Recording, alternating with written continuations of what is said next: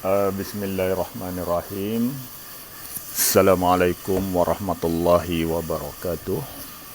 Salam sejahtera. Salam Ramadan Karim.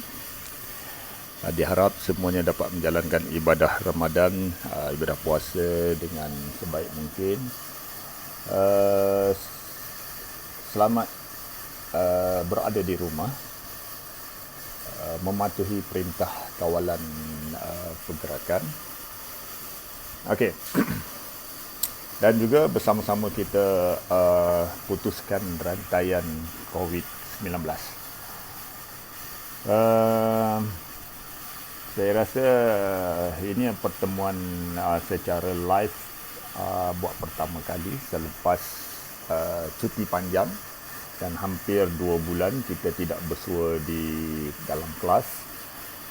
Jadi hari ini saya akan menerangkan satu tajuk sejarah tahun 4 yang berkaitan dengan zaman air batu.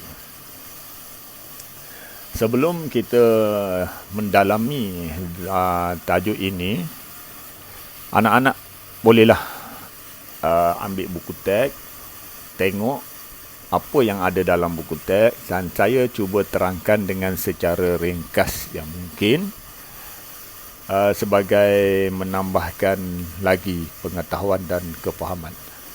Okey. Sebelum tu kita kena tahu dulu apa itu zaman air batu.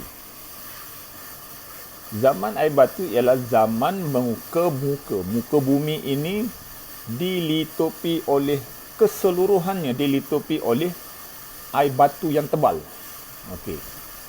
Cuba bayangkan bentuk muka bumi kita ni semua dilitupi oleh air batu. Tidak ada tumbuh-tumbuhan, tidak ada pertempatan, semua air batu. Dan kalau ikut sejarahnya, zaman air batu ni banyak. Cuma yang ada dalam silibus hanya kita belajar 2 epok air batu. Zaman akhir, iaitu zaman akhir air batu yang melibatkan epok Pleistocene dengan Holocene. Okey, 2 epok tersebut. Kalau nak ikut penjara awalnya bermula daripada 26 juta tahun dahulu, bermula dengan zaman Miocene. Lepas tu Pliocene. Miocene, Pliocene, Pleistocene dan Holocene. Okey. Yang cuba kita nak belajarnya 2 tu je, Pleistocene dengan Holocene. Okey. Bila tadi saya sebut tadi air batu tadi dilitup muka bumi kita ni dilitupi oleh air batu. Apabila berlakunya peningkatan suhu dan pemanasan. Bila berlakunya pemanasan, peningkatan suhu menyebabkan air batu tersebut menjadi cair. Okey, macam biasa kalau awak ambil air batu, awak letak kat tengah panas, air batu tersebut akan cair. Begitulah kisahnya dengan topik kita hari ini. Okey. Apabila berlaku pemanasan, peningkatan suhu yang begitu ketara menyebabkan air batu menjadi cair. Dan bongkah-bongkah ais yang besar, yang tebal tadi dinamakan sebagai glasier.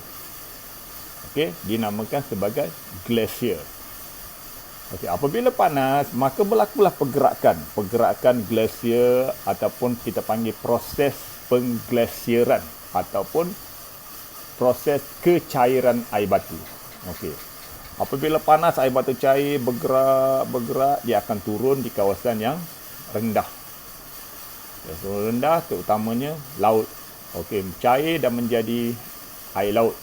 Dan air laut tersebut semakin lama parasnya semakin meningkat akibat daripada kecairan tersebut. Okey. Itu adalah proses pengglasiran ataupun proses kecairan air batu. Okey, dalam dalam topik air batu ni, zaman air batu juga kita perlu ketahui beberapa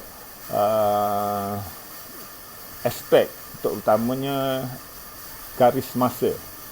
garis masa dalam zaman air batu akhir. Okey, zaman air batu akhir yang dua tadi. Yang zaman air batu awal dua tadi, Miocene, Pliocene. Itu kita ketepikan, kita tak belajar. Yang kita belajar yang akhir, Pleistocene dan Holocene. Okey, dua ni. Dua ini kita panggil dia berlaku dalam kala Quaternaire. Kala Quaternaire. Dalam buku teks ada tulis kala Quaternaire, iaitu 25 juta tahun dahulu. Bermula daripada 25 juta tahun dahulu sehingga ke hari ini. Itu kita panggil kala Quaternaire. Kala ni maksudnya masa lah. Masa. Okey. Dan kita perlu tahu juga dalam zaman air batu ni melibatkan dua epok tadi, dia panggil epok. Dua epok tadi itu epok Pleistocene dan epok Holocene. Dua epok tadi. Dan kita kena tahu Pleistocene bermula 2.5 juta tahun sehingga 11,700 tahun. Dan selepasnya baru berlaku Holocene. Holocene bermula 11,700 tahun dulu sampailah ke hari ini kita panggil Holocene. Okey, dua benda ni, dua tempoh tadi yang berada dalam kala Quaternaire tadi adalah dua perkara yang berbeza. Pleistocene adalah zaman masih lagi air batu. Zaman air batu lagi. Yang belum cair lagi. Seluruh muka bumi ni dilitupi oleh air batu. Tapi pada masa ini dah ada manusia. Manusia pada masa ini dah mula pandai untuk membuat api. Cara dia buat api nanti kita akan belajar dalam topik selepas ini, iaitu topik manusia prasejarah. Okey. Pada masa ini juga tanahnya luas. Sebabnya apa? Rata. Dia tidak ada muka bumi, tidak ada bentuk. Sebabnya air batu dia jadi nampak macam luas. Okey, itu adalah zaman epok Pleistocene. Yang kedua, Holocene. Maka Holocene ni dah mula berlaku peningkatan suhu. Okey, peningkatan suhu. Bila peningkatan suhu, masa ni air batu dah mula mencair, pergerakan glasier sudah berlaku dan paras air laut meningkat. Okey, akibat daripada peningkatan suhu. Okey. Dalam zaman ni, zaman dua-dua ni kita panggil zaman akhir. Zaman akhir air batu. Dan terdapat beberapa jugalah hidupan-hidupan pada masa itu seperti haiwan-haiwan yang hidup pada zaman akhir ini seperti harimau. Harimau bertaring lengkung. Harimau bertaring lengkung. Mammoth. Mammoth tu awak pernah dengar.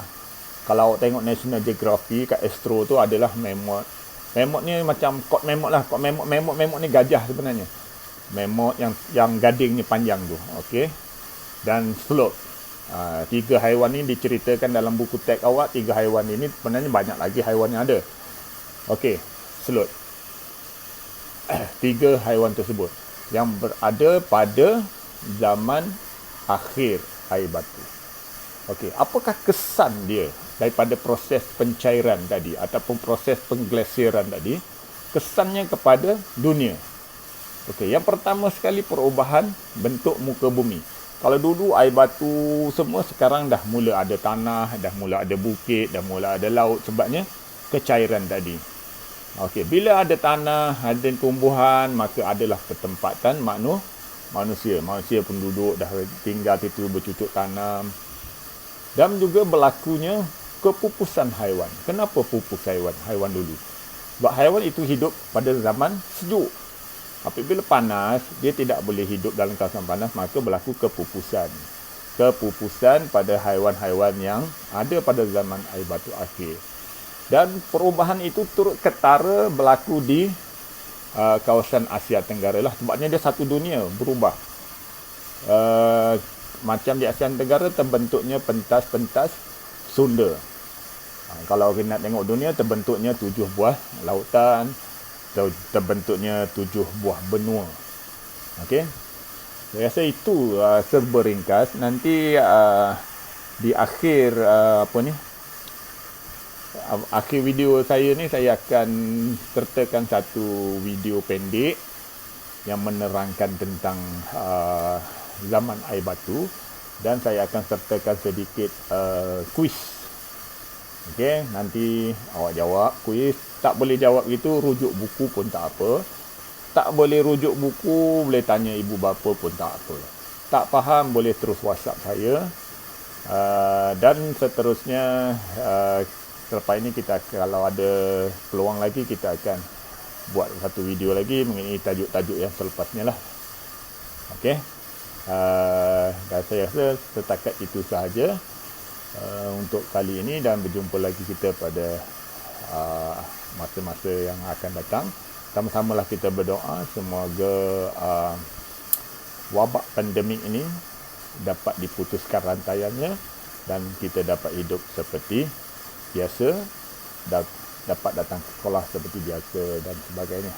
Untuk masa ini, stay at home. Okay? Sekian, terima kasih. Assalamualaikum warahmatullahi wabarakatuh.